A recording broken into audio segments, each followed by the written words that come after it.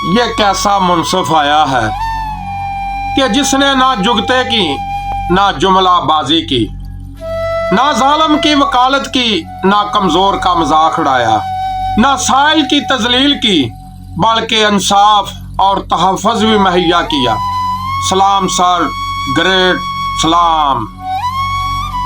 हाँ भी खान साहब दे टैगरो, पाकिस्तान तहरीक इंसाफ दा कोई ऑनलाइन जलसा होवे या कोई ऑनलाइन प्रोग्राम या फंड रेजिंग होवे ते पूरे मुल्क दे विचों नैट स्लो होण दियां शहादतां ना होण, ਇਹ हो नहीं सकदा।